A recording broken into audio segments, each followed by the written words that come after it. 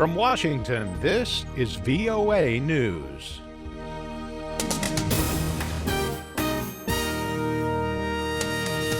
I'm David Byrd reporting thousands of Syrians are fleeing Aleppo to escape Russian air attacks. The Turkish Humanitarian Relief Foundation charity said at least 50,000 refugees had arrived at the Syrian-Turkish border. That's even though Ankara closed its crossing point, and it is not clear if it will allow anyone to enter. The charity said it is setting up tent camps in Syria near the border to provide temporary shelter. The latest stream of refugees trying to escape Syria is occurring as government troops, supported by massive Russian airstrikes, launched attacks in northern Syria aimed at encircling the rebel stronghold of Aleppo. The Russian Defense Ministry said its fighter jets had hit 875 targets in Syria this week, including airstrikes in the northern offensive. WikiLeaks founder Julian Assange says a UN panel's finding that he has been arbitrarily detained is a vindication. Speaking to reporters from the balcony of the Ecuadorian embassy in London, where he has been holed up for several years, Assange called the ruling a victory. This is a victory that cannot be denied.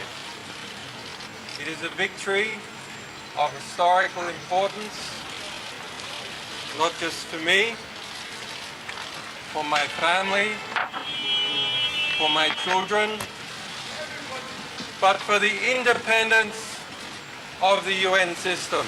British officials have dismissed the UN ruling and say they will arrest Assange if he leaves the Ecuadorian embassy. Sweden wants him as part of an investigation of rape, an allegation that the WikiLeaks founder denies. For more on these stories, visit our website, voanews.com. This is VOA News. A 6.4 magnitude earthquake struck southern Taiwan early Saturday morning. Media reports say that several buildings have collapsed in the city of Tainan, including at least one residential complex.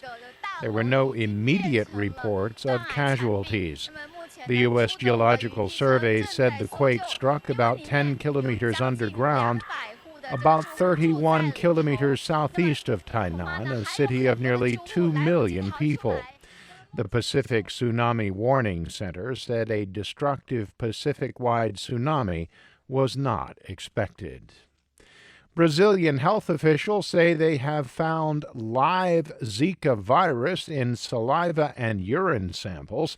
Speaking at a news conference Friday, the president of the Oswaldo Cruz Foundation said that casual kissing increases the risk of being infected with the virus.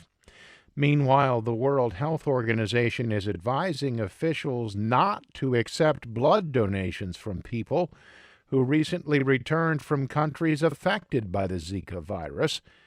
Doctors suspect the virus is linked to a rare neurological condition called microcephaly, which causes babies to be born with abnormally small heads.